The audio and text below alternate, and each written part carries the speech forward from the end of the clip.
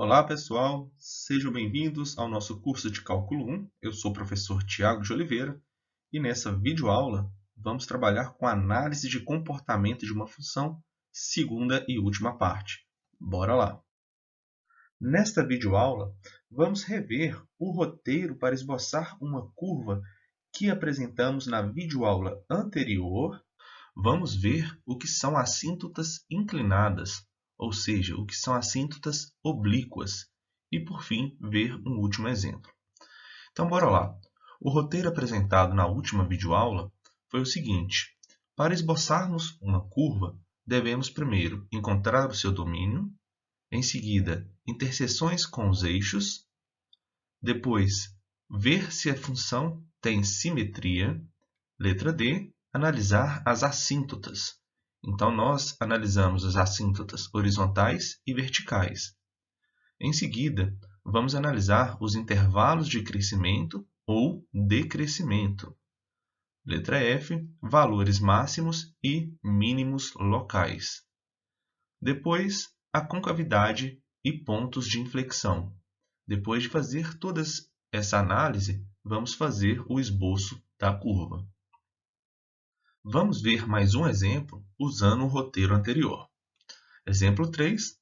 Esboce o gráfico de y igual a ln de 4 menos x ao quadrado. Primeiro passo, o domínio. Lembrando que aqui no logaritmano tem que ser maior que zero. Então, o domínio são todos os valores de x reais, tal que 4 menos x ao quadrado tem que ser maior que zero. Então, vem aqui para o canto. 4 menos x ao quadrado maior que zero implica que x ao quadrado tem que ser menor que 4. X ao quadrado menor que 4 implica que módulo de x é menor que 2. E o que é módulo de x menor que 2? É quando x está no intervalo aberto de menos 2 a 2, ou seja, x é menor que 2 e maior que menos 2.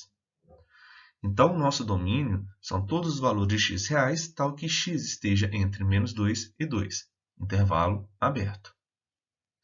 B, interseção com o eixo y. Então, lembrando, para encontrar a interseção com o eixo y, vamos colocar x igual a zero, ou seja, f de zero, que é igual a ln de 4. Para encontrarmos a interseção com o eixo x, fazemos o seguinte, vamos pegar a nossa função e igualar a zero.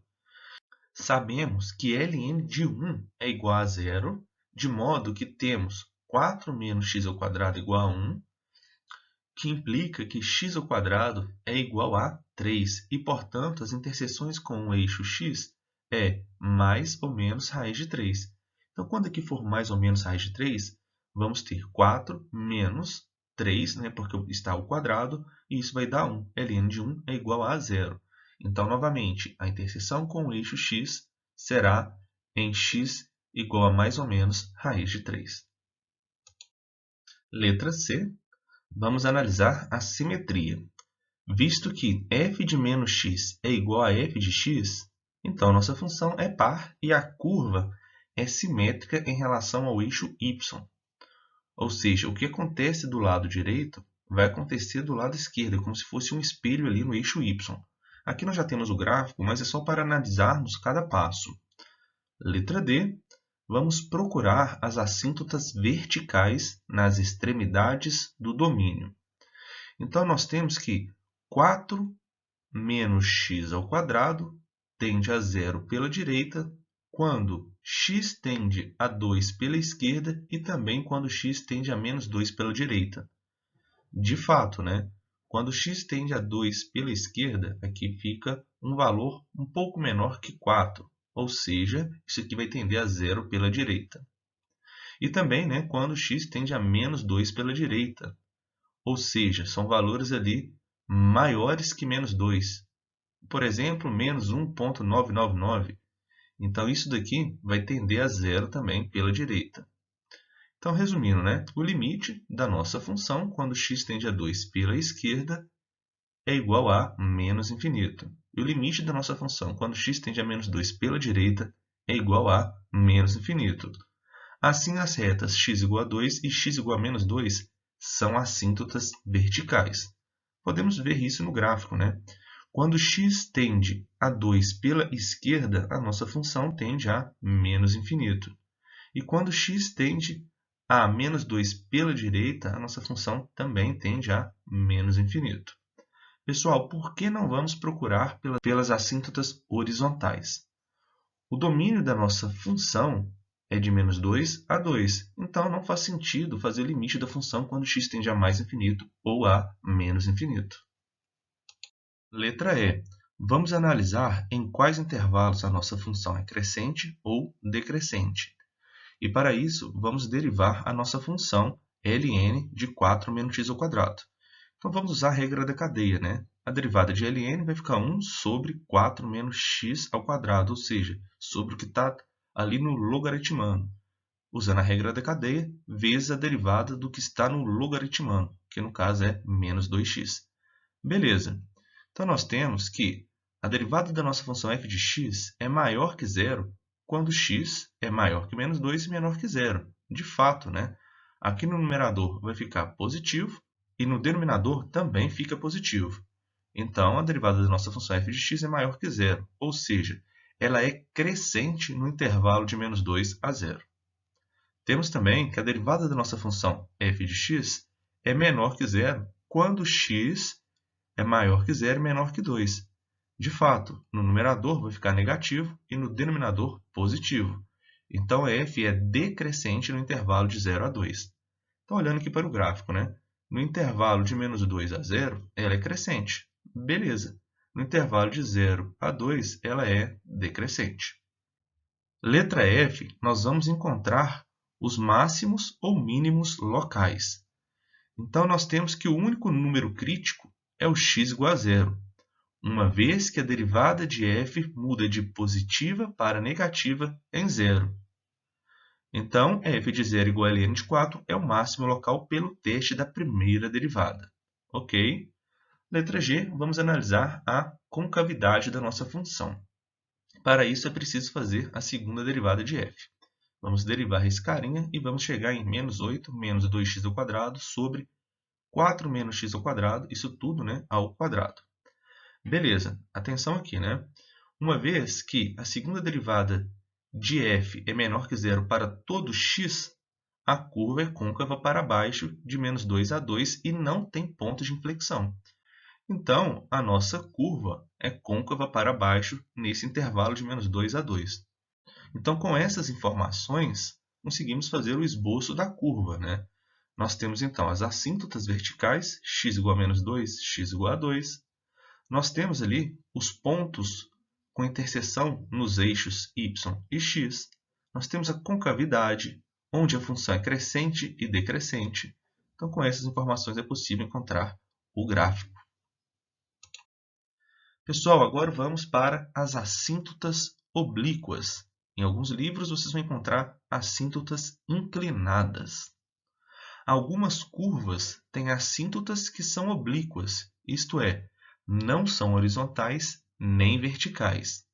E isso acontece se o limite de f de x menos mx mais b, quando x tende a mais infinito, for igual a zero, onde m é diferente de zero.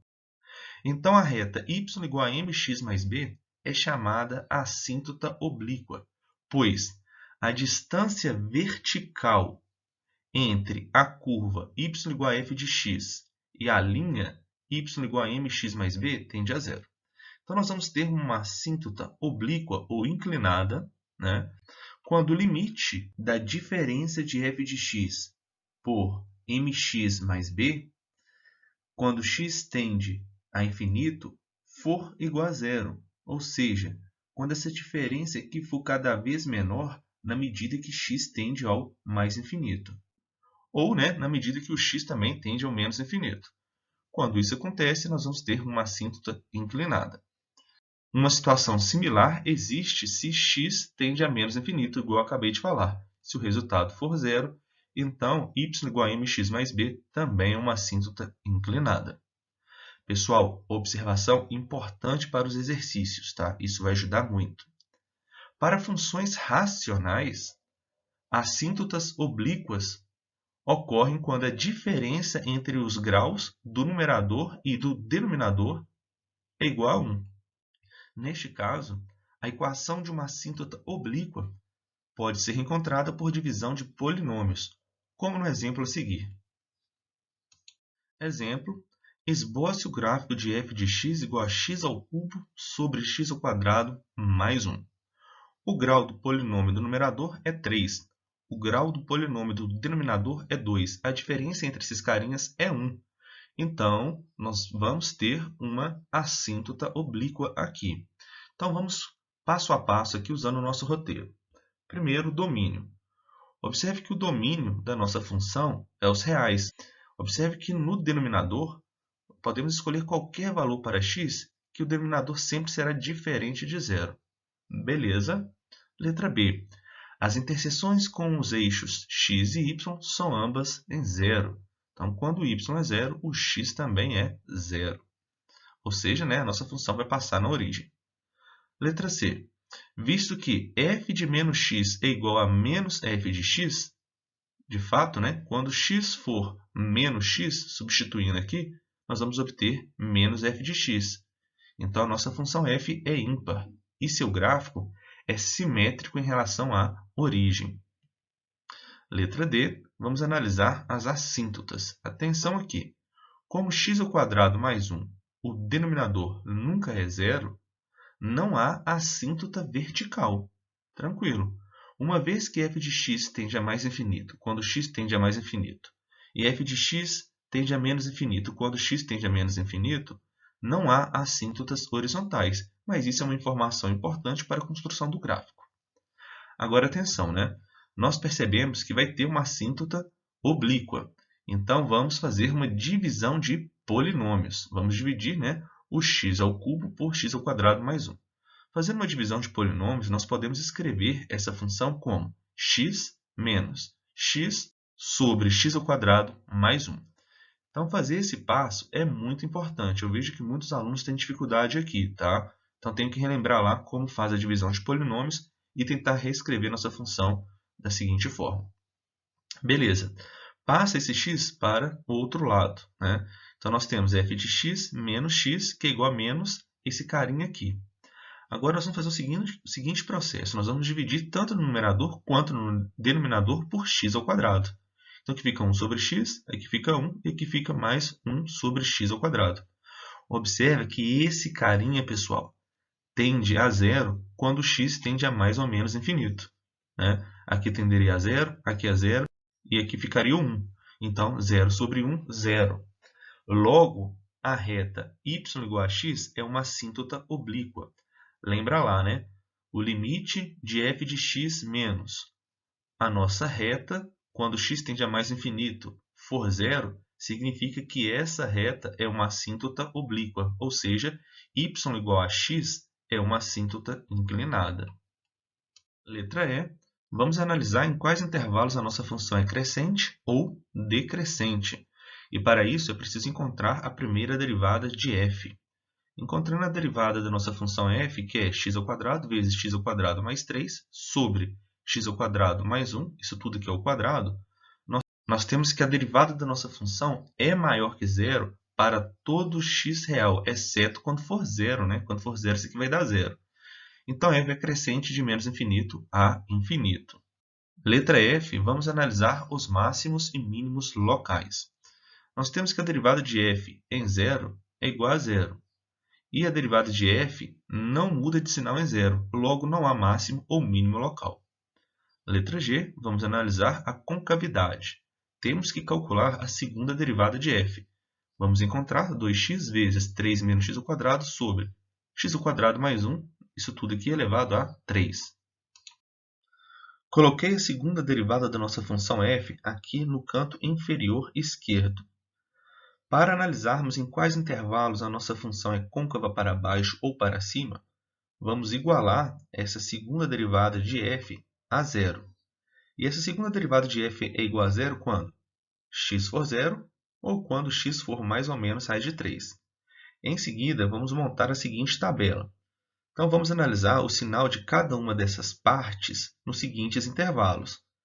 quando x é menor que menos raiz de 3, quando x é maior que menos raiz de 3 e menor que zero, quando x é maior que zero e menor que raiz de 3, e quando x é maior que raiz de 3. Beleza. Vamos ver só o primeiro intervalo, né? Quando x é menor que menos raiz de 3, o x aqui fica negativo. Quando x é menor que menos raiz de 3, observe que esse carinha aqui vai ficar o quê? Negativo, porque o x ao quadrado aqui, né, vai ser um número maior que 3. Então, aqui a diferença, né, vai ser o quê? Negativa.